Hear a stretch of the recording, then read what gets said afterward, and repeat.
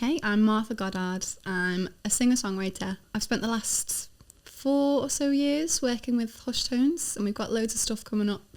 I've got an album to release, but then this year I'm also looking to release my own first solo venture, see what happens. Do you remember when you decided you were going to do music or just be this kind of like creative person? Kind of.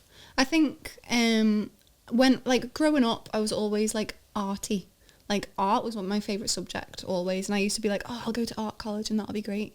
And then when I was like 17, 18 and we had to decide like what we were doing, I was like, oh god, I should go and do like science.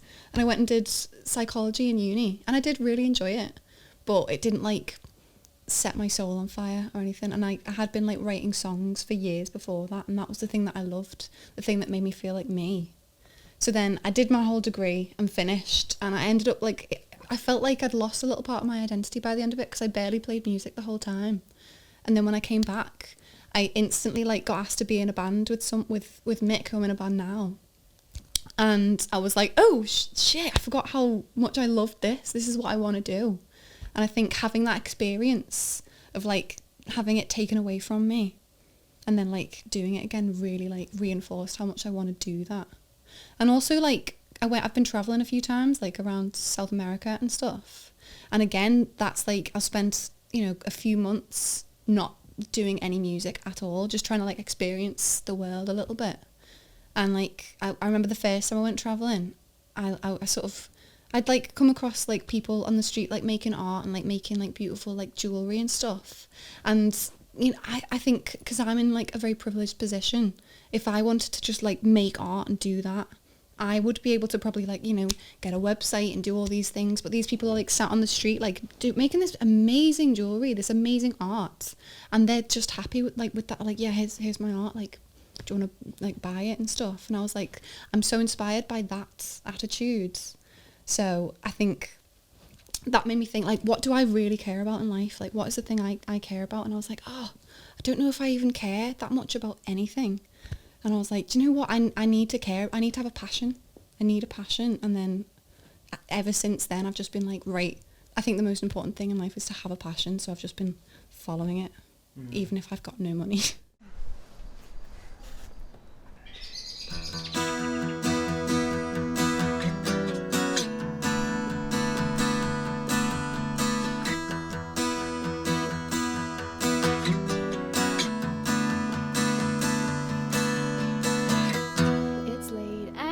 Don't think I can be asked to wait for you. Is there really anything I've got to prove?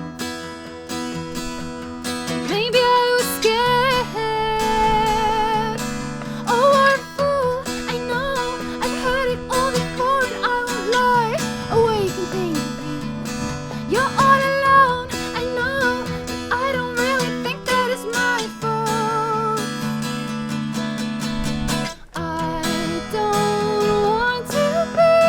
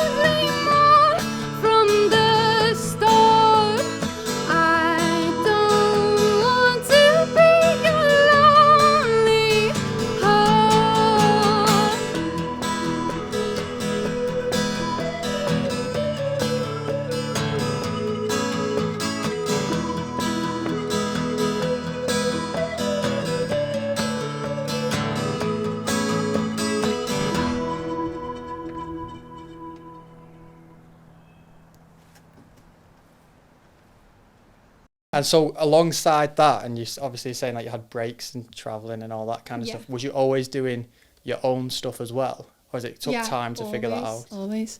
Well, when we first started, like me and Mick would write music separately. So I would bring a song and he would bring a song, and we'd kind of like, you know, tweak little bits and like occasionally write together, but mainly we were writing separately. But then like over the past year or so, we've just focused on purely on co-writing, and we've got to the point now when we're like co-writing so well together. Like we've got this jam where we can like knock a song out in like a few hours really, and it's like it's a really fun experience because it's very different to writing on your own. But because we're doing that and it works so well, there's no need in like changing that. So then I still write music on my own, obviously. So I'm like, I need an avenue for that now.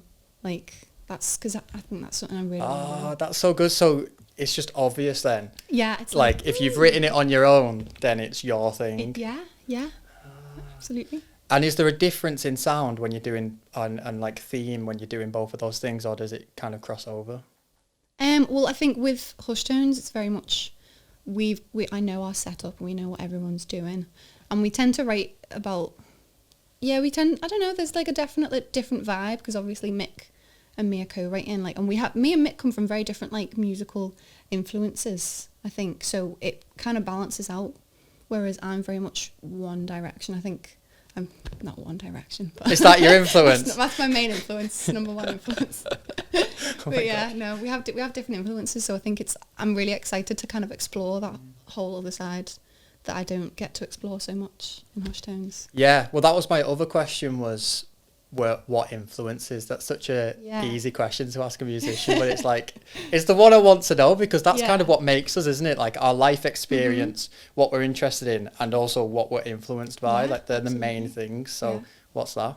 So I think the foundation of my music sort of knowledge and experience is Kate Bush and the Beatles. Which to me sounds like such an obvious answer. I feel like that's what everyone would say, but I don't know. Maybe that's just because it's my experience. Like my dad always played the Beatles, so I always associated him with the Beatles, and my mum always played Kate Bush. So that was like the first music I heard was them. And then from that, like my mum is really into like, you know, strong female artists like Bjork, and so I've always listened to things like that.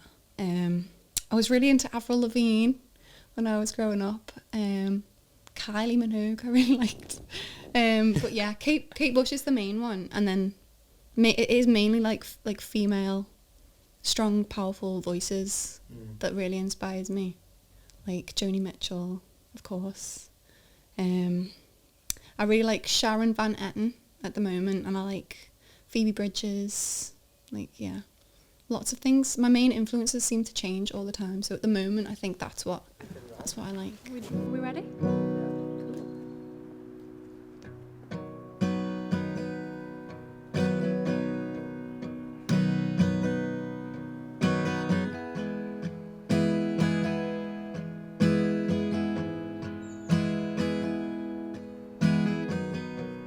Sunday morning and I feel like I've been crying.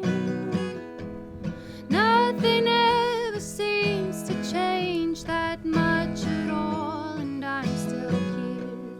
Nice to wake up in a haze of golden memories. Wash away the days of then and now and all that's in between. And I'm still here. All that's in between, and I'm still here. I can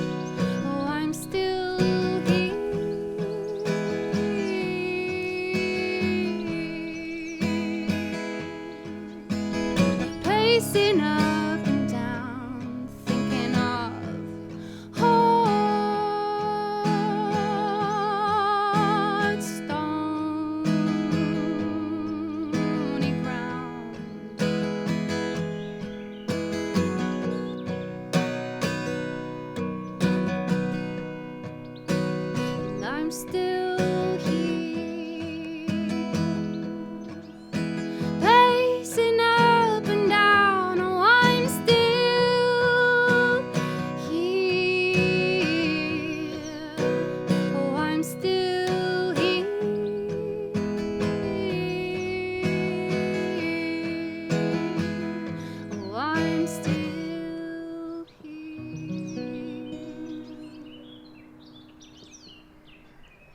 Do you have a certain... I've asked this to musicians before and they just look at me blankly because they're like, no, just do it. But like, is there a certain process, or does certain things come first with the music, or does it just kind of happen and work itself out? Well, when it, like, me and Mick are co-writing, we've got very much a process.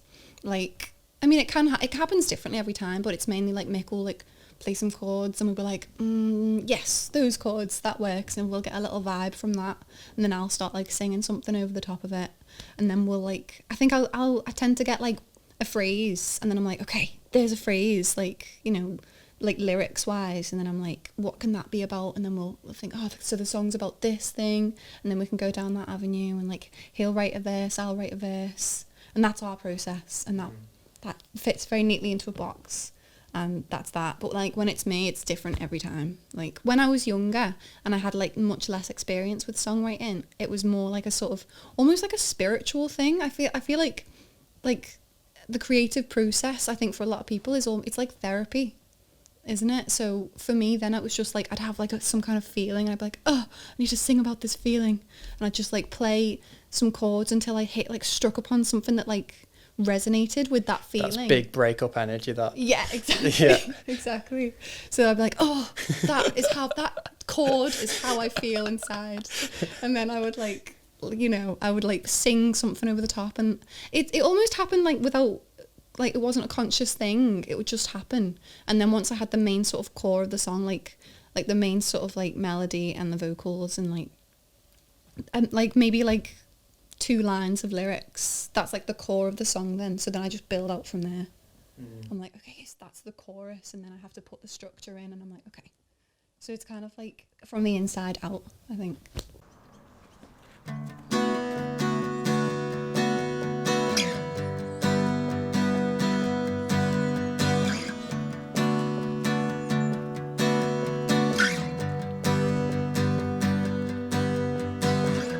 Smoked a cigarette tonight, but I didn't like the way the ash felt in my lungs. Just another reminder we're all gonna die. Do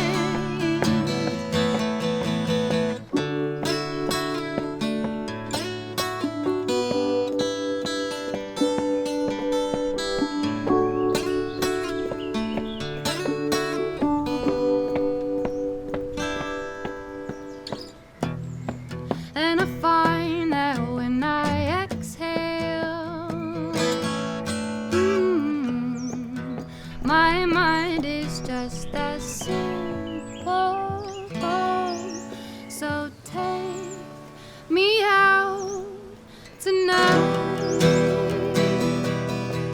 It's a long way down, but we will be alright. Take me away for a while. Rewire all the achings. Stop my mind from breaking. No more suffocating in my mind.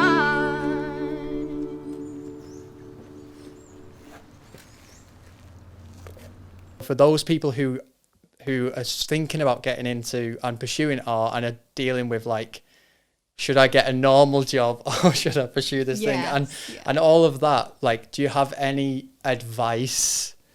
What if you're considering just leaving it all behind and going into a normal job?